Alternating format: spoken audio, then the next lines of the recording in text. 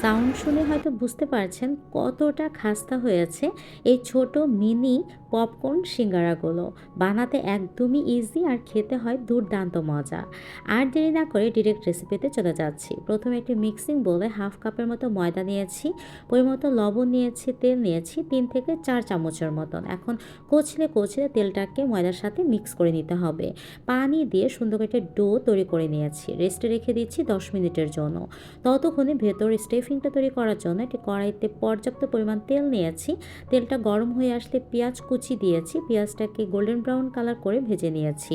Half চামচের মতো আদা বাটা, রসুন বাটা দিয়েছি, কাঁচামরিচ দিয়েছি। এখন সেদ্ধ আলুগুলো হাত দিয়ে একটু কচলে দিয়েছি।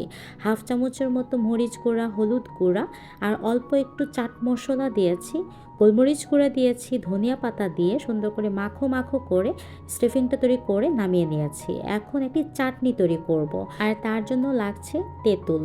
তেঁতুলটাকে নিয়ে পানি দিয়ে এখানে কাঠটাকে বের করে নিয়েছি। চিনি দিয়েছি পরিমাণ মতন, অল্প একটু লবণ দিয়েছি, চিলি ফ্লেক্স দিয়েছি, গোলমরিচ গুঁড়ো দিয়েছি, একটু ধনিয়া পাতা দিয়ে এখন ভালো করে মেখে এটাকে একটু জাল করে নিয়েছি। একটু ঘন হয়ে আসলে নামিয়ে নিচ্ছি।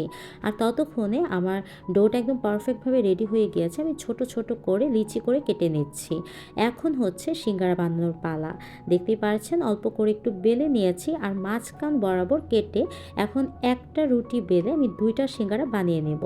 আর সিঙ্গারা বানানোর স্টেপগুলো আপনাদেরকে দেখে বুঝে নিতে হবে আমি কিভাবে পার্টস বাই পার্টসগুলো লাগিয়ে নিচ্ছি। একটার উপর একটা এইভাবে বসিয়ে দিলে ছোট মিনি সিঙ্গারা কিন্তু আমার একদমই রেডি হয়ে যাবে। কতটা কিউট হয়েছে তাই না? আপনারা কিন্তু এরকম মিনি সিঙ্গারা বানিয়ে ডিপ ফ্রিজেও কিন্তু সংরক্ষণ করে রেখে খেতে পারবেন বেশ কয়েকদিন। আমি আজকে আর রাখলাম না, সবগুলো ভেজে নিয়েছি। অবশ্যই চুলার আঁচটা মিডিয়াম টু লোতে রেখে একটু সময় নিয়ে গোল্ডেন ব্রাউন কালার আসা আগ পর্যন্ত ভেজে নিয়েছি। গরম গরম ধোয়া ওঠানো সিঙ্গারাগুলো চাটনি দিয়ে খেতে সেই স্বাদ।